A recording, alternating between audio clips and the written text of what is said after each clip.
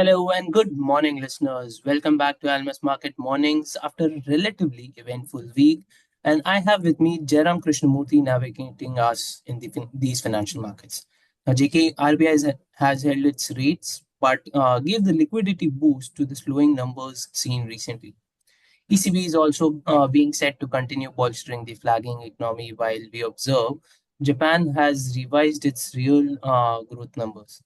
Now, the NFP headline numbers on Friday were also on the higher side, but it was the dive deep which initially gave the different reaction for the USD index.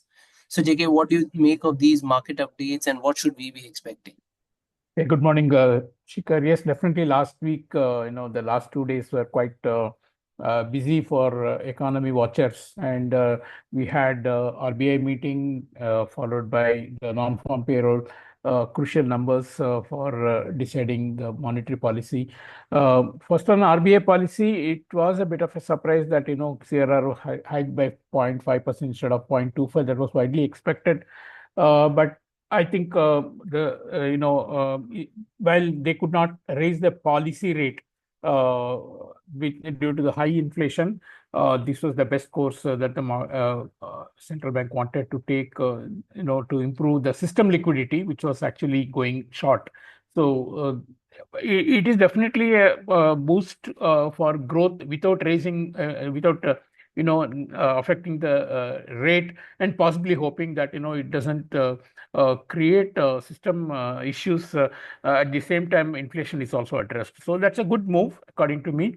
And FCNRB interest rate ceiling being hiked quite substantially is, although for a limited period, is clearly intended, as the statement itself goes, for attracting more capital. It really shows that we are starved of capital this year because FII flows have been very large. FDI has not picked up as much as one would desire.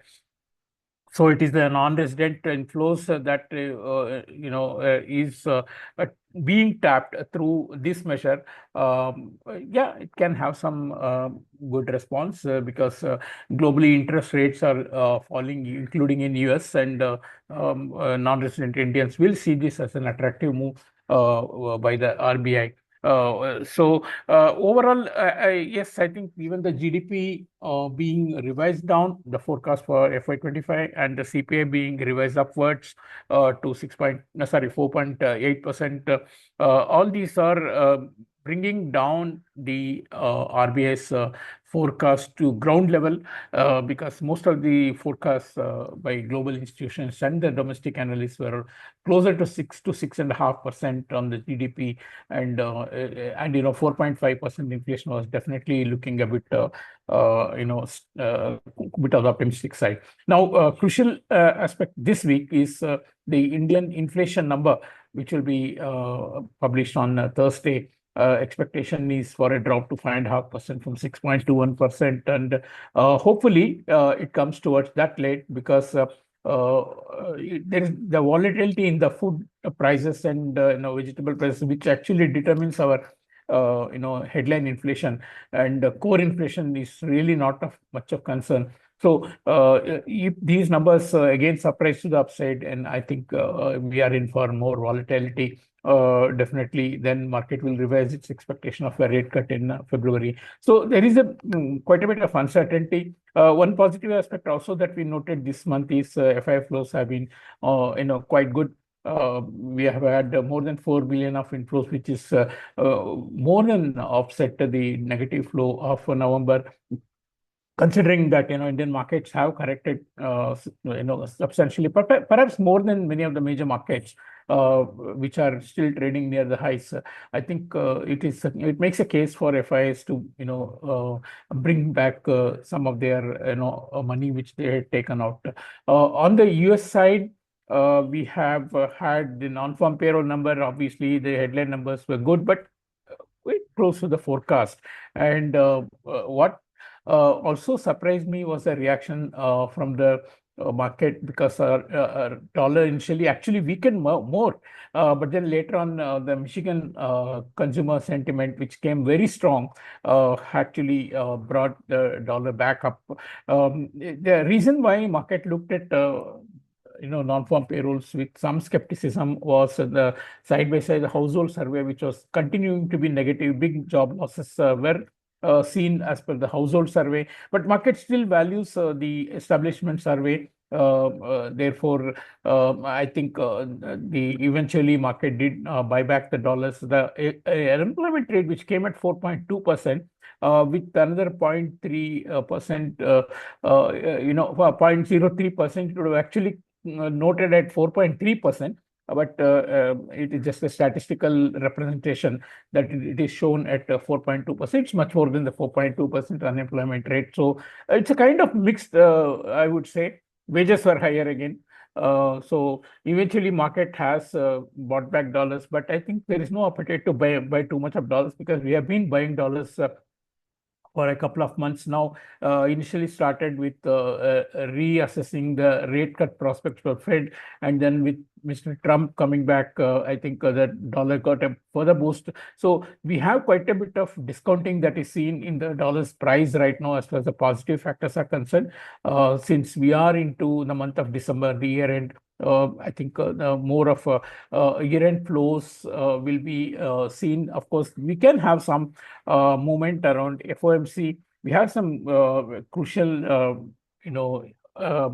central bank meetings that are coming up. ECB, which is expected to cut 0.25%. Although some still expect 0.5%. Bank of Japan, most of their economic data recently have been quite strong. Tokyo region inflation was higher than expected. Wages, wage increases were, at multi-year high. And today's GDP, which you also pointed to, was much higher than forecast. So going by what Ueda has been saying, if the economic parameters are being met, I think they will be moving. I think there's a good chance, I think more than 70% probability of rate hike by Bank of Japan when they meet on December 19th, and that can see some movement in the end. But I think back in July when they hiked, I think the movement was much more violent. It was least expected. This time market has been expecting. Therefore, I don't see too much of a movement, but I think still a market is positioning itself for it already. So that's one event that I'll be looking forward to. FOMC will be definitely something we look forward to because of the dot plot. And again, very unlikely, because whatever Powell said last time about the FOMC not speculating on what will come about as policies from the new government and how to prepare. So I think they will remain like us, data dependent and policy dependent going forward. So it will be a kind of a status quo policy, I feel. Bank of Canada is expected to cut rate by another 0.5%. Interesting thing will be tomorrow's Australia meeting, because they have been holding a hawkish line so far, but recent GDP growth, slumping might lead to some sort of a dovishness. So overall, the currency market and even the equity and bond market should be more of a rangy. There will be some knee-jerk reactions around these big events which I have mentioned. As far as rupee is concerned, I see a period of some sort of a stable range between 84.60 and 84.80. That should hold for some time until some bigger trigger happens. Thank you.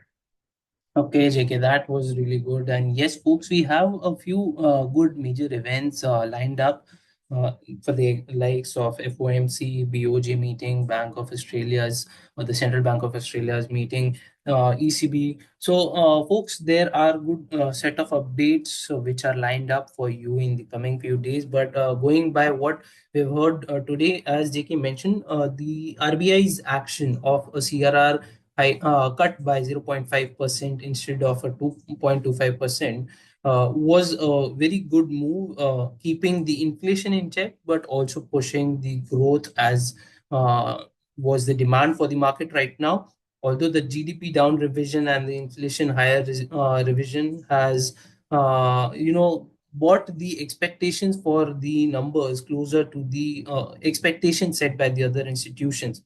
One good factor, as DK mentioned, was the missing FIIs coming back, amounting approximately $4 billion worth of flow in the month of December. Now, the inflation numbers which are expected this week can put in the pressure for the Feb MPC, but As we have seen with the other global economies, it needs to be very data dependent instead of speculative action. Just like FOMC is being doing, not speculating on the new government's actions and being data dependent, as JK mentioned. We have the Bank of Australia's meeting tomorrow, or the Reserve Bank of Australia's meeting tomorrow, which can provide another round of updates. But it's the updates from Japan which may also be quite interestingly watched out for, because of the Japan's inflation being higher, GDP numbers being higher, and all these things making a higher probability of a rate hike by the Bank of Japan. So good set of updates lined up for you, folks. We shall be coming on daily basis, providing you these updates. That's it for today. Thank you so much for listening and have a good day.